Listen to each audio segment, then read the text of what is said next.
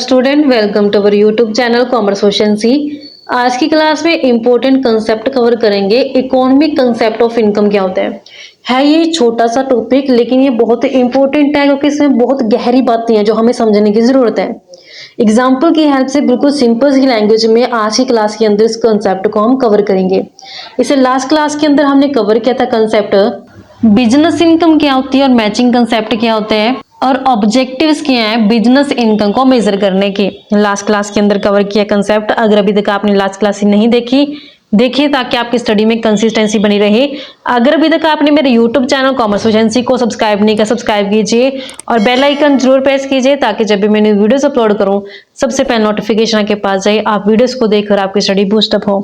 Cover करते हैं economic concept of income. जो ये इकोनॉमिक कंसेप्ट ऑफ इनकम है ये डिफरेंट है किससे? अकाउंटिंग कंसेप्ट से।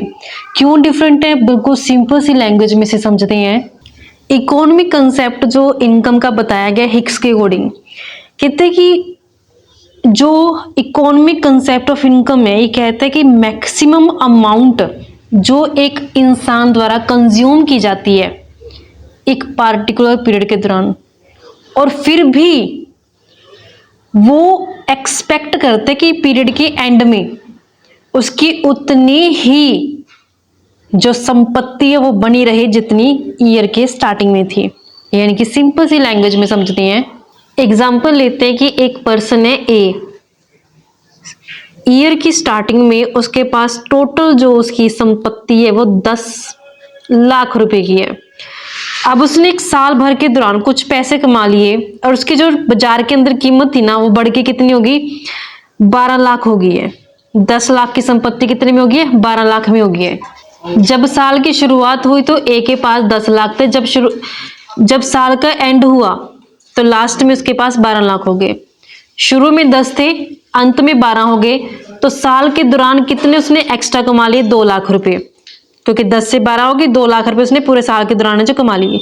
तो मैक्सिमम कितना खर्च कर सकते हैं इस साल के दौरान? 2 लाख रुपए खर्च कर सकता है, क्योंकि अगर ए 2 लाख रुपए खर्च कर देगा ना अब पूरे साल के दौरान, तब भी उसकी जो कुल संपत्ति है उसके ऊपर कोई भी नेगेटिव असर है जो नहीं पड़ेगा।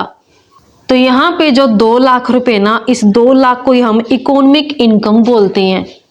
यानी कि बिजनेस इनकम क्या है? डिफरेंस है कि एक अकाउंटिंग पीरियड के स्टार्टिंग में कितनी असेट्स और कैपिटल की वैल्यू थी और एंड में पार्टिकुलर ईयर के एंड में पहुंच के उस असेट की कैपिटल की कितनी वैल्यू होगी है। तो इनके डिफरेंस को हम क्या बोलते हैं? इकोनॉमिक इनकम बोलते हैं। जैसे कि मैंने आपको बताया अभी, जब साल की शुरुआत हुई तो 10 लाख कुल संपत्ति थी और साल के अंत में 12 लाख होगी। तो इनका डिफरेंस कितना है? 2 लाख। ये 2 लाख को हमने इकोनॉमिक इनकम बोला है कि जो ए है वो एक अकाउंटिंग पीरियड के दौरान मैक्सिमम से मैक्सिमम 2 लाख रुपए खर्च कर सकते हैं और वो गरीब भी नहीं होगा, क्योंकि अगर वो 2 लाख खर्च भी कर देगा तब भी उसकी कुल संपत्ति क्या रहेगी?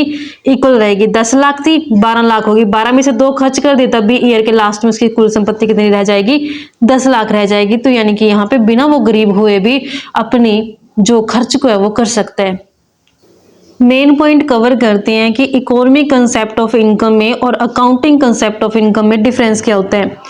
अगर हम मीनिंग की बात करें तो मीनिंग कहता है कि जो इनकम है वो मैक्सिमम अमाउंट एक पर्सन की जिसे वो एक अकाउंटिंग पीरियड के दौरान कंज्यूम करेगा और जिससे उसकी वेल्थ है वो भी कम नहीं होगी। जबकि अकाउंटिंग कंसेप्ट ऑफ इनकम कहते हैं कि एक अकाउंटिंग पीरियड के दौरान रिवेन्यू जब ज्यादा आता है एक्सपेंस से तो उसे हम इनकम कहते हैं, क्योंकि रिवेन्यू ज्यादा आ गई है और खर्च कम हुए हैं। तो डिफरेंस क्या है? इनकम का। फोकस किस पे किया जाता है? इसमें कैपिटल को मेंटेन करने के ऊपर ध्यान दिया जाता है। अगर साल के शुरुआत में मेरे पास 10 लाख थे कैपिटल, में लास्ट में भी कोशिश करूंगी 10 लाख मेरी कैपिटल भी मेंटेन रहे और मैं अपने खर्च भी पूरे कर लूं, तो कैपिटल को मेंटेन करने के ऊपर ध्यान दिया जाता है। जबकि अकाउंटिंग कंसेप्ट ऑफ इनकम के अंदर मैच किया जाता है रिवेन्यू और एक्सपेंस को एक स्पेसिफिक पीरियड के दौरान। एक स्पेसिफिक पीरियड में कितना रिवेन्यू जनरेट किया है और उस रिवेन्यू को जनरेट करने के पीछे कितना एक्सपेंस हुआ है, और रिवेन्यू और एक्सपेंस को मैच किया जाता है। टाइम पीरियड ये लॉन्ग टर्म कंसेप्ट होते हैं। ये 1 ईयर और इससे कम टाइम का पीरियड होते हैं, शॉर्ट टर्म कंसेप्ट होते हैं। इनकम जो हम कंसीडर करते हैं इकोनॉमिक कंसेप्ट ऑफ इनकम के अंदर, इसमें रियलाइज्ड और अनरियलाइज्ड गेन दोनों ही लेके चलते हैं। जैसे increase in value of asset, जो वैल्यू है असेट की वो इंक्रीज होगी है। जबकि अकाउंटिंग कंसेप्ट ऑफ इनकम में सिर्फ और सिर्फ हम रियलाइज्ड इनकम को ही लेके चलेंगे, क्योंकि इन्हें रिकॉर्ड तब करते हैं जब वो अर्न और मेजर की जाती है इनकम, यानी कि जिन इनकम को अर्न कर लिया गया है, जिनको मेजर किया गया है मनी की टर्म में, उनको हम रिकॉर्ड करें कि हमारी इनकम है बिजनेस की। जो यूज की जाती है इकोनॉमिक कंसेप्ट ऑफ इनकम, ये इकोनॉमिस्ट द्वारा यूज किया जाता है, जबकि accounting concept of income accountant द्वारा यूज किया जाता है फाइनेंशियल स्टेटमेंट को प्रिपेयर करने के लिए। तो इससे किसी बच्चों हमारे पास ये इंपॉर्टेंट कंसेप्ट बनता था कि क्या डिफरेंस है इकोनॉमिक कंसेप्ट ऑफ इनकम में और अकाउंटिंग कंसेप्ट ऑफ इनकम में। आई होप आपको क्लियर हो गया है।